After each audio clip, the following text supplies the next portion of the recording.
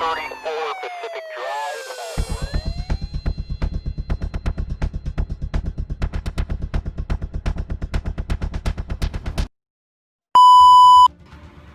What's up, buddies?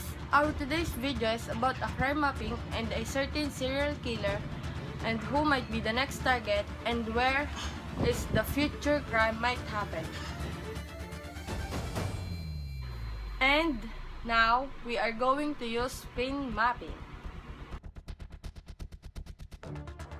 Pin mapping, referred to as the marker, have been widely co-opted by other companies, organizations, and individuals for their own marketing efforts, artwork, and activism.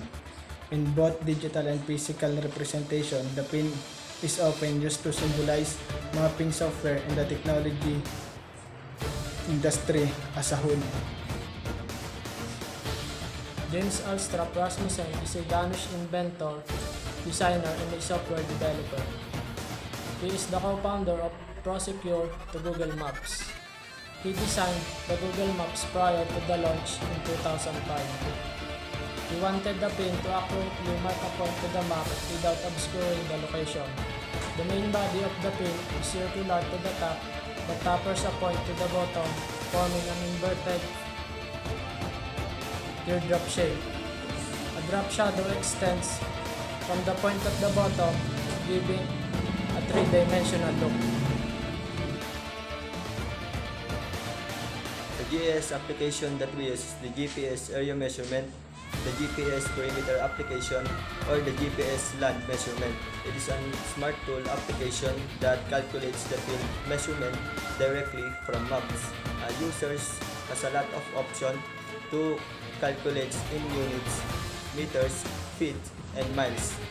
This application is helping a lot of people in terms of land measurement and areas. Through years of profiling serial killers, experts have begun to identify key traits that many have in common. Experts who study serial killers have found they show a severe lack of empathy. The following is an adapted excerpt from the Big Book of Serial Killer, 150 Serial Killer Files of the World's Worst Murderer by Jack Rosewood. Some specific traits of serial killer determined through years of profiling include smooth talking but insincere, egocentric, and grandiose, remorse or guilt, lack of empathy, and need for excitement. September 30, 2010, at 2 o'clock in the morning, a murder incident was reported at Nasugbu Police Station. At the arrival of the crime scene, the dead body of a woman was found out. Her skin is stripped off and the heart is missing. Due to the continuous investigation, the woman was identified.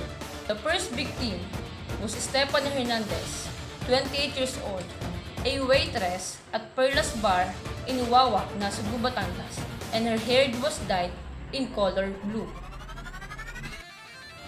A month of October, a murder incident was reported again at Nasugbu Police Station, and the ways of killing is the same on the first victim.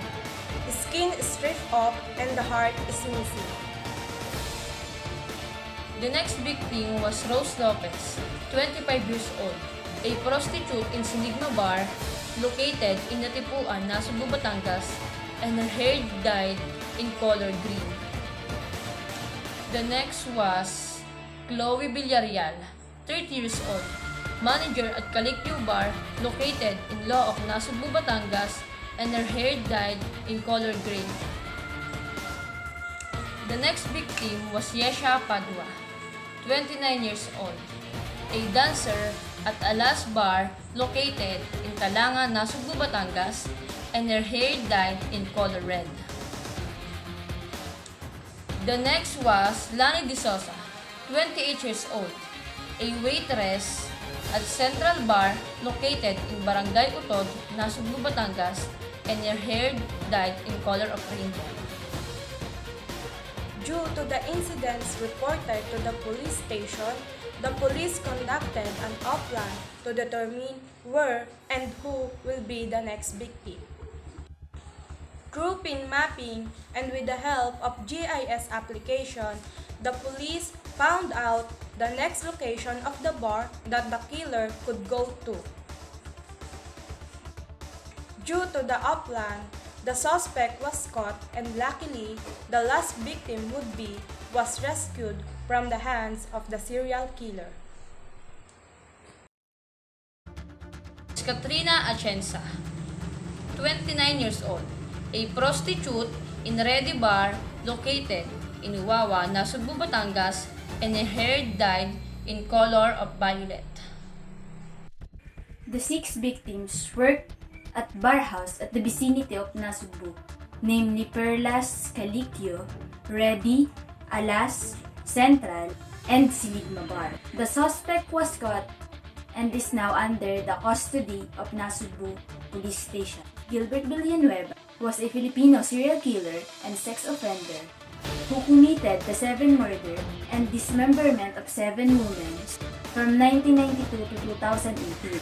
Many of his late murders involved and the permanent preservation of body parts, typically heart and skin. Gilbert Villanueva was a Filipino serial killer who terrorized a small town in Batangas, particularly in Nasugbu.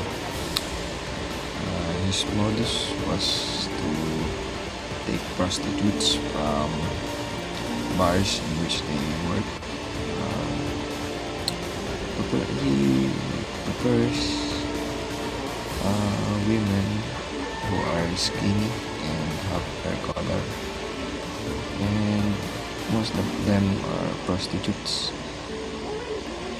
After taking them back into his apartment, they would have sexual intercourse, presumably because they are prostitutes after all. It was said that as their victims sleep, he would stab them in the heart, killing them instantly because no sounds were heard by the neighbors apparently. And after killing his victim, he would take the body, the cadaver, into his bathroom, and there he would dismember the body, skin them for processing because that's what he apparently gives him pleasure. Another fact about Villanueva is after he is finished with skinning the body, he would fold the body and he would wrap it in plastic and tape to seal it up, maybe to avoid detection, smell of rot. But after wrapping it in plastic, he would put it in a box as if it was a parcel to be delivered. And then, after that, he would drop it off at random houses in the vicinity of Nasugbu, as if it was some kind of sick joke.